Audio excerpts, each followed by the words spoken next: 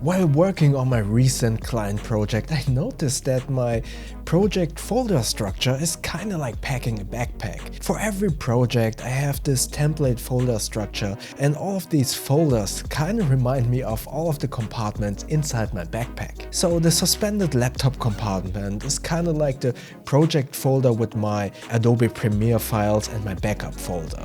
Then the main compartment is kinda like my footage folder, in which I have all of the video files, the audio files like voiceovers, music, graphic files, etc. And the quick access compartment, where I grab all of the stuff that I need to grab quickly to maybe pass over to someone else, that is my output folder with all of the export that I send over to my clients. And last but not least, this folder is not really like anything inside the backpack, but in every backpack we all carry documents, so the last folder is the documents folder.